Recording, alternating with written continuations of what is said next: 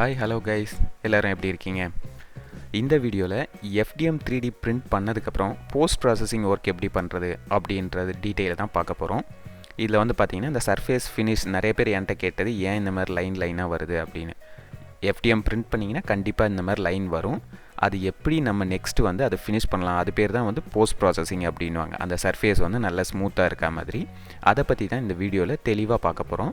Video skip பண்ணாமல் ஃபுல்லாக பாருங்கள், ஏன்னா டிசைன்லேருந்து எண்டு வரைக்கும் டோட்டலாக நம்ம வீடியோ கவரேஜ் பண்ணியிருக்கோம். ஸோ கொஞ்சம் ஸ்கிப் பண்ணிங்க அப்படின்னாலும் நிறைய டீட்டெயில்ஸ் நீங்கள் மிஸ் பண்ணுறதுக்கு சான்ஸ் இருக்குது. இதுக்கு தேவையானது என்னென்ன திங்ஸ் வேணும் எல்லாமே இந்த வீடியோவில் மென்ஷன் பண்ணியிருக்கேன். வீடியோக்குள்ளே போகிறதுக்கு முன்னாடி இது லேசர் மிஷின். ஸோ இந்த லேசர் மிஷினை பற்றி யாருக்காவது தெரிஞ்சுக்கணுன்னா கமெண்டில் சொல்லுங்கள். இந்த லேசர் எப்படி உருவாகுது, அதோட ப்ராசஸ் என்ன, கம்ப்ளீட்டாக ஒரு வீடியோவாக நான் தெளிவாக க்ரியேட் பண்ண ட்ரை பண்ணுறேன். இன்ட்ரெஸ்ட் இருக்கவங்க சொல்லுங்கள். அது எத்தனை பேர் கேட்குறீங்களோ அதுக்கேற்ற மாதிரி தான் நம்மளால் வீடியோ மேக் பண்ண முடியும். வாங்க வீடியோக்குள்ளே போகலாம்.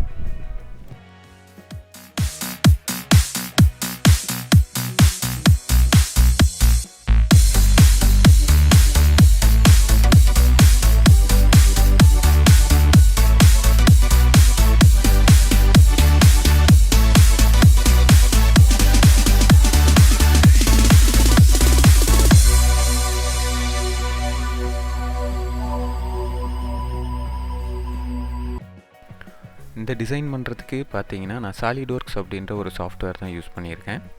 இது வந்து மெக்கானிக்கல் படித்தவங்களுக்கு நல்லாவே தெரியும். டிசைனுக்கு யூஸ் பண்ணுவோம். ரீசெண்டாக ஒரு சப்ஸ்கிரைபர் கேட்டிருந்தார், ஒரு பேட்டரி பாக்ஸ் வந்து டிசைன் பண்ணணும் அப்படின்னு. ஸோ அவருக்கு இந்த டிசைன் யூஸ் ஆகும் அப்படின்றதுனால தான் இந்த டிசைனோட ஒட்டுமொத்த வீடியோவும் அப்படியே போட்டிருக்கேன். ஜஸ்ட் ஒரு 5 நிமிஷத்துலேயே நீங்கள் வந்து இந்த மாதிரி பாக்ஸ் வந்து க்ரியேட் பண்ணிக்க முடியும். போஸ்ட் ப்ராசஸிங் அப்படின்னும் போது நம்ம FDM பிரிண்டில் பண்ணதுக்கப்புறமா அதோட சர்ஃபேஸ் வந்து ஸ்மூத் இல்லாமல் இருக்கும். அந்த ஸ்மூத் பண்ணுறதுக்கு நிறைய வழி இருக்குது. இப்போ நான் சொல்கிற மெத்தட் வந்து எல்லா மெட்டீரியலுக்குமே செட் ஆகும், டிபியூவை தவிர. டிபியூ அப்படின்னு பார்த்தீங்கன்னா அது வந்து ரப்பர் மாதிரி ஃப்ளெக்சிபிளாக இருக்கக்கூடிய மெட்டீரியல். PLA, பெட்ஜி அதுக்கு எல்லாத்துக்குமே வந்து நம்ம இந்த மெத்தடே யூஸ் பண்ணலாம்.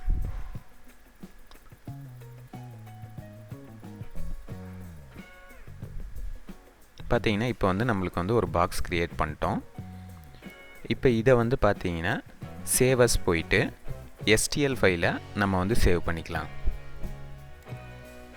இப்போ STL ஃபைலை சேவ் பண்ணதுக்கப்புறம் நான் வந்து இதை K1 Max அப்படின்ற பிரிண்டரில் தான் வந்து ரன் பண்ண போகிறேன். அதுக்கான ஸ்லைசர் தான் இப்போ ஓப்பன் பண்ணியிருக்கேன். இது வந்து உங்களுக்கு high speed printer 600 mm/s run ஆகும். சப்போஸ் இந்த K1 Max பற்றி உங்களுக்கு டீட்டெயில் தெரிஞ்சுக்கணும்னு நினச்சிங்கன்னா கமெண்டில் அதை சொல்லுங்கள். கண்டிப்பாக வந்து உங்களுக்கு வீடியோ மேக் பண்ணுறேன். ஏன்னா ஆல்ரெடி 1 month முன்னாடி அந்த வீடியோ மேக் பண்ணி வச்சுட்டேன். பட் எடிட் பண்ணுறதுக்கு எனக்கு டைம் இல்லை, அதிகம் யாரும் வியூஸும் போகல. ஸோ ஒரு சிலர் தான் வந்து யூஸ்ஃபுல்லாக இருக்குது. பட் என்னோடய கரியரையும் நான் பார்க்கணும். ஒர்க்கிலேருந்து நான் வந்து டைம் ஸ்பெண்ட் பண்ணி அவ்வளோ ஒரு வீடியோஸ் எல்லாம் மேக் பண்ணுறதுக்கு எனக்கு ரொம்ப கஷ்டம். வியூஸ் அதிகமாக போச்சுனாலும் பண்ணலாம், பிகாஸ் என்னோடய சேனலுக்கு மானிட்டேஷன் கிடையாது. இப்போ இதில் மெயினாக வந்து பார்த்தீங்க அப்படின்னா இது வந்து 28 minutes முடிஞ்சிடும். மற்ற பிரிண்டரில் போட்டிங்கன்னா மினிமம் 2 hours டைம் எடுக்கும். இப்போ நம்ம K1 Max அதில் தான் போடுறோம்.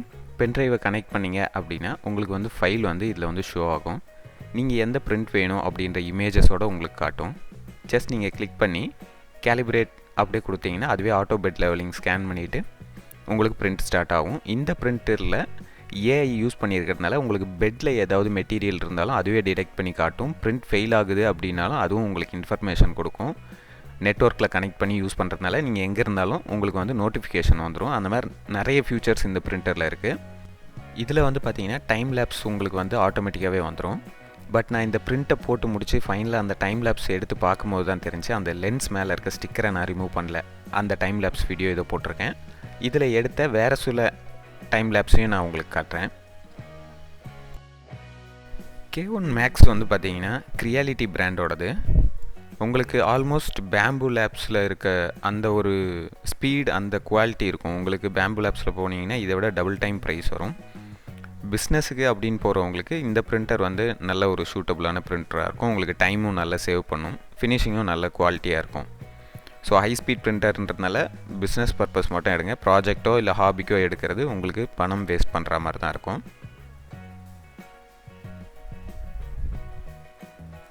ஸோ இப்போ நம்ம பிரிண்ட் வந்து ரெடி ஆகிடுச்சு. பார்த்தீங்கன்னா இந்த சர்ஃபேஸில் வந்து லைனாக தெரியும். ஸோ FDM பிரிண்டர் வச்சுருக்கவங்களுக்கு தெரியும்.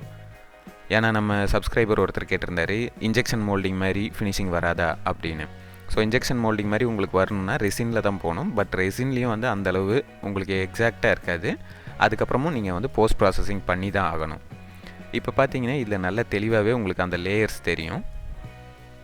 இது வந்து பார்த்தீங்கன்னா 0.2 லேயர் நான் வச்சுருக்கேன். 0.25 mm லேயர் ஹைட் வச்சுருக்கேன். ஸோ இப்போ இது வந்து பார்த்தீங்கன்னா இதுக்கு அடுத்த ஸ்டெப் வந்து நம்ம மேலே வந்து எமரி ஷீட் வச்சு தேய்க்கணும். எமரி ஷீட்னால் உப்பு காகிதம். ஃபஸ்ட்டு ரஃப் இதுக்கு வந்து பார்த்தீங்கன்னா நான் வந்து 320 கிரேடில் இருக்கக்கூடிய எமரி ஷீட் தான் வந்து நான் யூஸ் பண்ணுறேன். இந்த மாதிரி நீங்கள் வச்சு அந்த சர்ஃபேஸில் வந்து சாண்டிங் பண்ணணும். ஸோ இது வந்து உங்களுக்கு எந்த அளவு ஃபினிஷிங் வேணுமோ அந்த அளவுக்கு நம்ம மேனுவலாக தான் பண்ணணும். இல்லை மிஷின்ஸ் வேணும்னாலும் சின்ன சின்ன மிஷின்ஸ் எல்லாம் இருக்குது, நீங்கள் அதை வாங்கி கூட கிரைண்டிங் மிஷின்ஸ் வந்து யூஸ் பண்ணலாம். இப்போ வந்து பார்த்தீங்கன்னா தெரியும், க்ளோஸ்அப்பில் காட்டுறேன். இப்போ பாருங்கள் அந்த சர்ஃபேஸ் வந்து கொஞ்சம் ஓரளவு வந்திருக்கும். அதுக்காக உங்களுக்கு வந்து எடுத்த உடனே ஃபுல் நைஸாலாம் வராது. இந்த ப்ராசஸ் வந்து கொஞ்சம் அதிக டைம் எடுக்கக்கூடியது தான். இப்போ கிளியராக உங்களுக்கு தெரியும் ஓரளவு அந்த சர்ஃபேஸ் வந்து பார்த்திங்கன்னா டிஃப்ரெண்ட் தெரியுதா. ஸோ இதே மாதிரி ஃபுல்லாக எல்லா இடத்துலையும் உங்களுக்கு எங்கெங்கே வேணுமோ அங்கே எல்லாமே நம்ம வந்து சாண்டிங் பண்ணணும். நமக்கு இதில் வந்து ஃபுல்லாகவே வந்து நைஸாக இருக்கணும் அந்த சர்ஃபேஸ் அப்படின்ற அவசியம் கிடையாது. ஓரளவு நம்ம சாண்டிங் பண்ணிவிட்டு அதுக்கப்புறம் வந்து பார்த்திங்கன்னா புட்டி பூசணும். புட்டி வந்து பார்த்திங்கன்னா உங்களுக்கு என்சி புட்டி இல்லைனா வந்து ஸ்டீல் புட்டி, இந்த ரெண்டில் எது வேணாலும் யூஸ் பண்ணலாம். இது சின்ன சர்ஃபேஸ் தான் அப்படின்றதுனால நான் வந்து என்சி புட்டி யூஸ் பண்ணியிருக்கேன். என்சி புட்டியில் வந்து பார்த்திங்கன்னா ஹார்ட்னர் அதுக்கப்புறம் கூட வந்து இந்த மாதிரி இன்னொரு புட்டி ஒன்று இருக்கும். ஸோ ரெண்டும் மிக்ஸ் பண்ணி தான் உங்களுக்கு வந்து பண்ண முடியும். உங்களுக்கு தேவையான அளவுக்கு ஃபஸ்ட்டு வந்து ஒரு கோட்டிங் வந்து அப்ளை பண்ணிக்கோங்க. ஒன்ஸ் நீங்கள் அப்ளை பண்ணதுக்கப்புறமா அது வந்து ட்ரை ஆகிறதுக்காக கொஞ்சம் நேரம் காய விடுங்க. ஒரு 5-10 மினிட்ஸ்லேயே வந்து உங்களுக்கு வந்து நல்ல ட்ரை ஆகிடும். உங்களுக்கு எந்தெந்த ஏரியாவில் தேவையோ அங்கே மட்டும் வந்து நீங்கள் அப்ளை பண்ணுங்கள். எனக்கு இன்னரில் வேண்டாம், ஸோ அதனால் நான் அவுட்டரில் மட்டும்தான் போடுறேன். ஏன்னா இது ஜஸ்ட் வந்து போஸ்ட் ப்ராசஸிங் உங்களுக்கு எப்படி பண்ணுறாங்கன்றது தெரியணுன்றதுக்காக மட்டும்தான் மேக் பண்ணியிருக்கேன். ஸோ இப்போ வந்து பார்த்தீங்க அப்படின்னா ஃபுல்லாக வந்து ட்ரை ஆகிடுச்சு. இதில் பார்த்தீங்கனாலே தெரியும். ஸோ வீடியோ லென்த் வந்து கொஞ்சம் அதிகமாக போயிட்டுருக்கிறதுனால நான் வந்து கொஞ்சம் அங்கங்கே டைம் ஸ்பீடு வந்து பண்ணிக்கிறேன். ஸோ பார்த்தீங்கன்னா இது வந்து உங்களுக்கு தேவையான அளவுக்கு நீங்கள் வந்து சாண்டிங் பண்ணணும். சாண்டிங் பண்ணிவிட்டு அகைன் வந்து மறுபடியும் வந்து புட்டி தேவை அப்படின்னா நீங்கள் மறுபடியும் அப்ளை பண்ணணும்.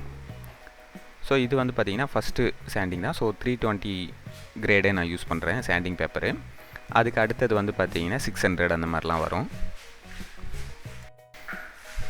இப்போ வந்து பார்த்திங்கன்னா நம்ம வந்து ஃபுல்லாக சாண்டிங் பண்ணி முடிச்சாச்சு. இதுலேயே உங்களுக்கு அந்த சர்ஃபேஸ் தெரியும், பார்த்திங்கன்னா ஸ்மூத்தாக இருக்கும். எனக்கு ரொம்ப சர்ஃபேஸ் தேவையில்லை, அதனால் ஓரளவு இருந்தால் போதுன்றதுனால தான் நான் இப்படி வச்சுருக்கேன். சப்போஸ் உங்களுக்கு இன்னும் நல்ல டீட்டெயிலிங் வேணும்னா மறுபடியும் அகைன் புட்டி வந்து அப்ளை பண்ணணும். அப்ளை பண்ணிட்டு மறுபடியும் ட்ரை ஆக விட்டுட்டு மறுபடியும் வந்து நம்ம வந்து சாண்டிங் பேப்பர் யூஸ் பண்ணணும்.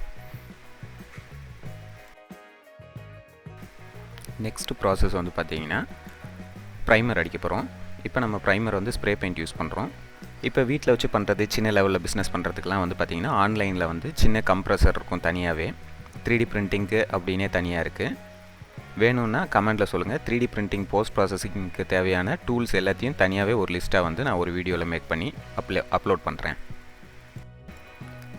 இப்போ வந்து பார்த்தீங்க அப்படின்னா நான் பெயிண்டிங்க்கு கொடுத்துருந்தேன். பட் இங்கே இருக்கவங்க ப்ரொஃபஷ்னலாகவே ஒர்க் பண்ணுறவங்க. பட் அவங்க வந்து ஒரிஜினல் காம்பனண்ட் அப்படின்னு நினச்சி இதை வந்து அகைன் மறுபடியும் வந்து அந்த சின்ன சின்ன கேப் இருக்க இடத்துலலாம் வந்து புட்டி அப்ளை பண்ணிட்டுருக்காங்க. நான் சொன்னேன் ஒரு எஜுகேஷன் பர்பஸுக்கு அப்படின்னு. ஸோ இருந்தாலும் பரவாயில்ல அப்ளை பண்ணுறேன் அப்படின்ட்டு இப்போ பண்ணிகிட்ருக்காங்க.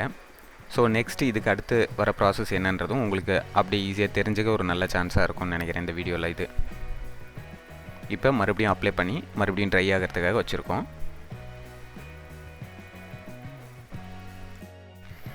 இப்போ வந்து ஃபைனல் சாண்டிங் பண்ணும்போது தண்ணியை வச்சு சாண்டிங் பண்ணுவாங்க. ஏன்னா அப்போ தண்ணி வச்சு சாண்டிங் பண்ணும்போது உங்களுக்கு இன்னும் பெட்டராக இருக்கும். ஸோ ஃபைனல் சாண்டிங்கில் அந்த மாதிரி தான் பண்ணணும். இது வந்து பார்த்தீங்கன்னா 400 கிரேடு இல்லை 600 கிரேடு உங்களுக்கு எந்த மாதிரி வேணுமோ அதுக்கேற்ற மாதிரி எமரி சீட் சூஸ் பண்ணி நீங்கள் வந்து சாண்டிங் பண்ணிக்கலாம். இப்போ வந்து பார்த்தீங்கன்னா ஃபுல்லாகவே வந்து சாண்டிங் முடிச்சாச்சு. பார்த்தீங்கன்னா தெரியும் ப்ரைமர் அடித்தது. இப்போ மறுபடியும் உங்களுக்கு நெக்ஸ்ட் வந்து ப்ரைமர் வேணும் அப்படின்னா ப்ரைமர் அடிச்சுட்டு அதுக்கப்புறம் வந்து பெயிண்ட் அடிக்கலாம். நான் டைரெக்டாக பெயிண்ட் மட்டுமே இப்போ வந்து பண்ண போகிறேன்.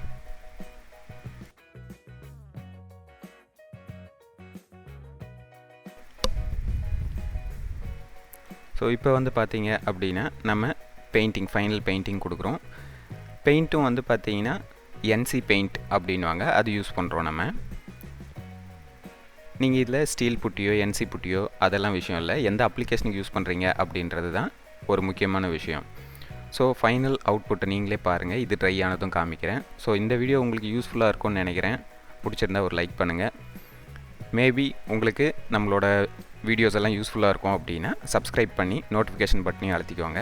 உங்களுக்கு ஏதாவது டவுட்ஸ் இருந்தால் கமெண்டில் சொல்லுங்கள். கண்டிப்பாக நிறைய பேர் ஒரே கேள்வியை கேட்குறீங்க அப்படின்னா அதில் ஏதாவது என்னால் முடிஞ்ச அளவுக்கு நான் வீடியோஸ் அப்லோட் பண்ண போகிறேன். மறுபடியும் ஒரு இன்ட்ரெஸ்டிங்கான வீடியோவில் பார்ப்போம் கைஸ். தேங்க்யூ.